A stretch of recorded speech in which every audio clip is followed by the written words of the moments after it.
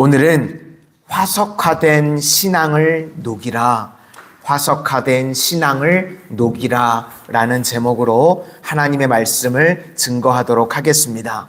오늘은 1절부터 5절까지는 길갈의 믿음을 회복하라 라는 것이고, 6절부터 10절까지는 이제 여호수아가 죽습니다. 여호수아가 죽었는데 믿음의 계승이 이루어지지 않았습니다. 그래서 믿음이 딱딱하게 화석화가 되었다. 그래서 이 화석화된 딱딱해진 믿음을 깨는 방법이 무엇인가? 예배라는 것입니다. 오늘 이것을 우리가 반면교사로 다 삼아서 온전한 믿음으로 살아갈 수 있는 하나님의 거룩한 백성들 다 되시기를 축원합니다. 첫 번째, 길갈의 믿음으로 돌아가라 라는 것입니다. 여호와의 사자가 복임에서 나타났습니다. 여기 지명들을 보니까요, 이 주는 지명이 의미가 있습니다. 복임은 우는 자들, 힘들고 괴로워서 울었습니다. 길갈의 뜻은요, 수치가 굴러갔다라는 뜻입니다. 이 복임은 울었다는 뜻이죠. 그러니까 울었더니 하나님께서 다시 나타나셔서 그들에게 다시금 상기시키시는 겁니다. 길갈이 어떤 곳인가? 여호수아 4장을 보니까 이스라엘 백성들이요, 하나님의 은혜로 요단강을 기적적으로 건넜습니다. 그 다음에 하나님께서 다시 명령하셨죠. 요단강에 들어가가지고 12개의 돌을 가지고 나와라. 그래서 그 돌을 가지고 단을 쌓습니다. 그곳이 바로 길갈입니다. 그래서 후손들이 물어볼 때 혹시 이 돌이 뭔가요? 그러면 첫째, 요단강을 마른 땅이 되게 하셔서 건너게 하셨다, 하나님이. 그리고 또 하나는 똑같은 의미로 하나님께서 홍해도 이렇게 건너게 하셨다.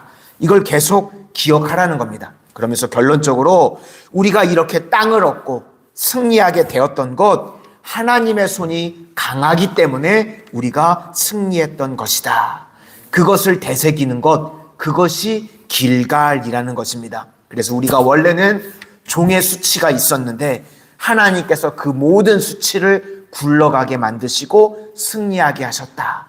그것을 잊지 말라고 주신 장소가 바로 길갈입니다. 그래서 하나님의 사자가 길갈에서 복임으로 올라왔다는 것은요, 너희들 길갈의 믿음을 기억하고 있니? 그것을 다시금 묻고 계시는 것입니다. 그러면서 하나님께서 말씀하시는 것이요, 이 언약은 쌍방이죠. 홀로 체결하는 거 아닙니다.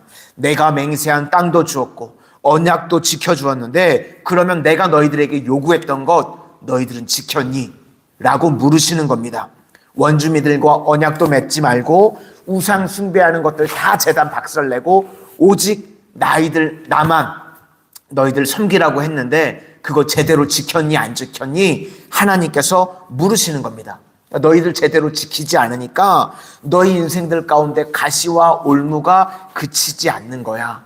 왜 내 말씀, 내 말한 대로 따라 살지 않았니? 그러면서 왜 길갈의 믿음을 떠났니? 라고 이스라엘 백성들에게 물으시는 내용입니다. 1절부터 우리 3절까지 한번 보시도록 하겠습니다. 1절부터 3절까지입니다. 시작.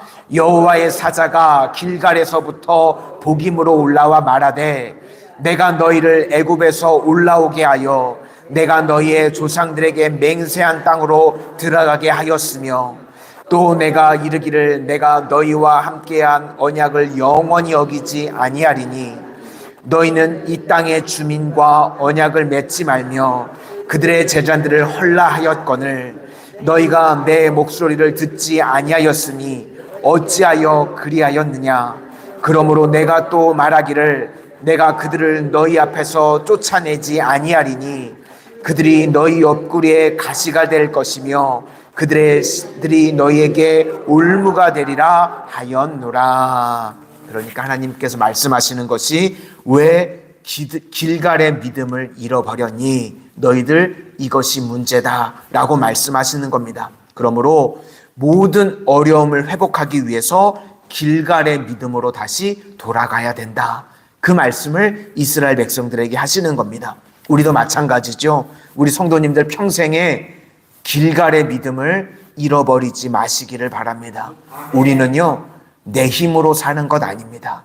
여기까지 왔던 거요, 우리 성도님들에게도 동일한 요단강을 건너게 하시고 홍해를 건너게 하셨던 그 은혜의 기억들 있으시죠? 그거 잊지 마시기를 바랍니다. 내 힘으로 살지 않았습니다. 하나님의 은혜의 힘으로 우리 수치를 굴러가게 하셨습니다. 길갈의 은혜를 잃어버리지 않고 날마다 승리하며 나아갈 수 있는 믿음의 백성들 다 되시기를 축원합니다. 두 번째, 이제 믿음의 계승이요, 안타깝게도 이루어지지 않았다는 것입니다. 그래서 오늘 본문에 참 특이한 표현이 나오는데, 그 다음 세대를 신앙의 다음 세대라고 표현하지 않고 다른 세대라고 표현합니다. 믿음의 유산이 이어지지 않은 거죠.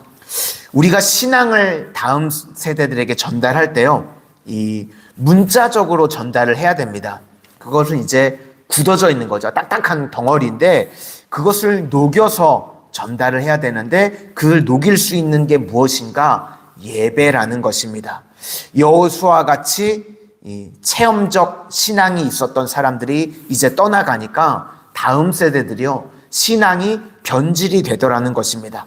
우리나라도요, 일제 강점기 때, 또 한국 전쟁, 그리고 80년대 초반 엄청난 하나님께서 부흥을 주시고 가난에서 건져주시고 기적적인 체험들이요, 어마어마하셨습니다. 그렇죠? 제가 80년도 초반에요, 저는 어린 나이였잖아요. 제가 다녔던 교회요, 엄청난 부흥을 체험케 하는 걸 저도 이제 제가 거의 마지막 세대네요. 그렇죠? 눈으로 체험을 했었습니다. 예배를 드리는데요, 수만 명의 사람들이 정말 거짓말 안 하고 몰려들었었습니다. 그래서 이 막 성전 건축을 다시 하고 이 예배도 문 닫아도요, 막 부실 것처럼 막 밀려 들어오더라고요. 그때 그 어린 시절의 감격이요, 저는 잊혀지지가 않습니다. 그리고 다시금 우리 한국 교회도 그런 부흥이 임하기를, 우리 교회도 그런 부흥이 임하기를 기도하고 있습니다. 그때 뭐 여의도 순복음교회, 금난교회, 명성교회, 정말 천막 쳐놓고 이런 뭐 자리도 없었잖아요. 그렇죠? 예전 말로 거적대기라고 그러시는데 막 철퍽철퍽한 진흙 같은 자리에다 거적대기 깔아놨는데도 사람들이 막 수만 명씩 모여서 예배드리고, 막 병든 자들이 고침받고, 무너졌던 사람들이 회복되어져서 주님 앞에 귀하게 쓰임받았던 일들이 우리나라에요, 계속해서 있었었습니다. 80년대 초반 한국전쟁 끝나고, 그쵸? 그때의 그 체험적인 신앙들이 다 있었었는데, 그렇게 신앙을 체험했었던 이제 여호수아 세대인 거죠. 여호수아 세대가 이제 죽게 되고, 그 다음에 이제 신앙을 이제 전달을 해야 되는데, 우리가 이런 체험들을 하게 되면요, 놀라게 되죠. 야, 하나님의 은혜가 이런 거구나. 그리고 이제 그것을요, 살아가면서 내 마음 가운데 정리하게 됩니다. 그걸 뭐라고 표현하냐면 신앙의 내면화. 그 은혜 받았던 내용들을 정리하게 되고, 그래서 신앙의 내면화가 되어 있는 성도님들을요, 이 뿌리 있는 신앙이라고 그럽니다. 그래서 눈이 오나 비가 오나 바람이 부나 이렇게 새벽에 나오시잖아요. 그죠? 우리 성도님들 누가 뭐라고 하나 안 그러나 새벽에 나오시는 이 성도님들, 이게 왜 그런가 하면요, 이 체험이 다 내면화되어 계신 거예요. 성도님들이 아실지 모르실지 모르겠지만 이미 뿌리 있는 신앙이신 거예요. 뿌리가 깊게 내리셔서 비가 오든 눈이 오든 그냥 예배의 자리, 기도의 자리 나오시는 신앙이 되신 거예요. 그러면 이제 이것을 다음 세대에 설명을 해주고 전달을 해주셔야 되잖아요. 그렇죠? 내가 받았던 은혜, 감격, 기도의 제목, 이런 것들을 이제 다음 세대에게 우리가 전달을 해야 되는데, 이걸 뭘로 전달을 하죠? 우리가 언어로 전달을 합니다. 그렇죠? 그런데 우리 성도님들 말을 해봐서 다 아시는 것처럼 이 말이라는 게 쉽나요? 내 속에 있는 거를 다 똑같이 전달하고 싶은데 그게 잘 안 됩니다. 목회자도요, 설교 준비하러 올 때요, 아무리 새벽이라고 그래도요, 그냥 준비 없이 올라오는 목회자 아마 아무도 없을 겁니다. 정말 죽어라 설교 준비해가지고 올라오거든요. 그런데 들어보면 뭔 소리인지 모르겠는 것도 많이 있으시죠. 그죠? 네. 저도 막 속상해요. 그죠? 우리가 누구랑 한참 이야기할 때요, 답답함 느낀 적 있으시죠? 내 속에 있는 거 온전히 다 전달하고 싶은데 다 전달이 안 됩니다. 똑같이 안 돼요. 그렇죠? 내 마음에 있는 걸 그대로 전달하고 싶은데 그게 안 돼요. 이 말이라는 게요, 아다르고 어다르잖아요. 내 속마음은 그렇지 않은데 이게 제대로 표현이 안 되고 전달이 안 됩니다. 그래서 이 언어라는 게 온전히 전달이 안 되니까 우리가 언어라는 걸 통해서 최대한 설명을 하긴 하는데, 그걸 뭐라고 그러냐면 신앙의 외면화라고 그럽니다. 이렇게 신앙의 외면화라는 거를요, 신학적으로는 교리라고 그럽니다. 도그마. 우리가 알다시피요, 교리와 체험이 일치하나요? 일치하지 않습니다. 내가 체험했었던 그 은혜, 우리가 이 덩어리로 교리화를 시키기는 하지만 전달을 하기 위해서 그게 100% 일치할 수가 없습니다. 그렇다고 교리가 필요 없다는 건 아니죠. 교리가 있어야지만 다음 세대에 전달이 되니까. 그래서 이 교리를요, 다시금 체험으로 만드는 재해석이 반드시 필요합니다. 그러니까 굳어져 있는 그 딱딱한 교리를 녹여야 되는 거죠. 덩어리로 있으면 아무런 감동이 없는 겁니다. 예를 들어서 다음 세대에게요, 1907년 평양 대부흥이 있었다. 1980년대 초반에 우리나라에 엄청난 그냥 예배만 드리면 사람들이 막 구름대와 같이 몰려드는 부흥이 있었다. 이렇게 지금 젊은 세대에 말해줘봐요.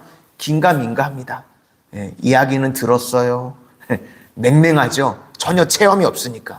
이거는 덩어리입니다. 교리입니다. 그러면 이것을 녹일 수 있는 방법이 무엇인가? 이스라엘 백성들에게 하나님께서 주신 축복이 있는데, 그게 뭐냐면 절기와 예배였습니다. 1년에 3번 절기와 또 예배를 통해 가지고요, 이 딱딱해져 있는 교리를요 녹이는 거예요. 다시금 내 체험으로. 그래서 우리가 목숨 걸고 예배를 드려서 다음 세대에게 이 신앙의 유산을 물려줘야 하는 이유가 바로 이 딱딱한 교리를 녹일 수 있는 것이 예배이기 때문에 그렇습니다. 교리가 필요한 이유는 그것을 보존해야 되기 때문에, 그리고 예배가 필요한 이유는 그 교리를 녹여서 내 신앙의 체험으로 가져야 되기 때문에 이게 필요하다는 것입니다. 그래서 이렇게 언어화된 것을 가지고 우리가 그것을 예배로 녹이는 작업이 반드시 필요합니다. 그러면 예배 가운데 은혜를 체험하게 되죠. 그러면 아, 이런 것이구나, 이렇게 깨닫게 된다는 것입니다. 그래서 우리가요, 다음 세대에 복음이 전수되기 위해서 반드시 필요한 작업, 그것이 예배라는 것입니다. 다음 세대뿐만 아니라 주님을 알지 체험하지 못한 사람들에게까지 반드시 필요한 것이겠죠. 그래서 우리 10월 29일 날 태신자 초청 잔치가 있는데요, 우리 성도님들 기도하실 때 예배 가운데 예수님을 만날 수 있도록 참석하신 모든 분들이 중보해 주시기를 바랍니다. 우리가 계속 기도하면서 준비하면 나아가는데 그냥 왔다가 거저 왔다 거저 돌아가는 사람 아무도 없도록, 예배의 자리에 오는 것도 중요하지만요, 예배를 통해서요 우리가 체험했던 그 하나님을 동일하게 체험해야 될 줄로 믿습니다. 살아계신 주님을 만나게 하여 주셔서 예배 가운데 그냥 교리로만 덩어리째 있는 살아계신 하나님이 있다더라, 그걸로 끝나는 게 아니라 내게 살아계신 하나님이 체험되어지는 은혜가 임할 수 있도록 위에서도 기도해 주시기를 바랍니다. 그래서 예배 전수가 중요한 거예요. 예배를 통해서 내가 체험했었던 그 하나님을 다음 세대도 동일하게 체험되어야 할 줄로 믿습니다. 우리 마지막으로 8절부터 10절까지만 한번 읽고 마치도록 하겠습니다. 8절부터 10절까지입니다. 시작. 여호와의 종 눈의 아들 여호수아가 110세의 죽음에 무리가 그의 기업의 경내 에브라임 산지 가스산 북쪽 딥나 헤레스에 장사하였고, 그 세대의 사람도 다 그 조상들에게로 돌아갔고, 그 위에 일어난 다른 세대는 여호와를 알지 못하며 여호와께서 이스라엘을 위하여 행하신 일도 알지 못하였더라. 이렇게 은혜의 기억이 망각이 되었는데 예배는 은혜의 기억을 다시금 회복시키는 것이다. 그래서 잊지 마시고 우리 예배 가운데 목숨 걸 수 있는 우리 성도님들이 다 되실 수 있기를 바랍니다. 저는 우리 교회가요, 예배를 통해서 이 화석화된 딱딱해진 신앙을 녹여냄으로 말미암아 신앙의 다른 세대가 아니라 다음 세대가, 믿음의 다음 세대들이 계속 건강하게 세워지는 우리 마산 성은교회가 되기를 주님의 이름으로 축원합니다. 기도하겠습니다. 사랑의 주님, 오늘 예배의 자리에 나오신 우리 귀한 성도님들, 이 땅을 살아가는 동안 저희들 길갈의 은혜를 잊지 않게 하여 주시옵소서. 예수님을 믿음으로 말미암아 저희들의 모든 수치를 굴러가게 하셨던 주님, 저희들 여기까지 온 모든 것들이 주님의 은혜입니다. 이 은혜 잊지 않고 날마다 감사함으로 살아갈 수 있는 믿음의 성도님들 다 되게 하여 주시고, 무엇보다도 이렇게 새벽을 깨우며 기도하는 이 귀한 성도님들의 믿음이, 신앙의 전수가 바르게 이어지기를 원합니다. 오늘 여호수아의 믿음이 다음 세대에게 이어지지 못해서 신앙의 다른 세대가 되었던 것을 우리가 기억합니다. 우리 마산 성은교회 예배가 살아있는 교회가 되어지게 하여 주셔서 예배를 드리는 자마다 다시금 신앙의 체험을 하게 하여 주시고, 믿음의 다음 세대들이 세워져 가는 건강한 교회, 아름다운 교회, 신앙의 명문 가문들로 세워져 가게 하여 주시옵소서. 예수님 이름으로 기도드립니다. 아멘.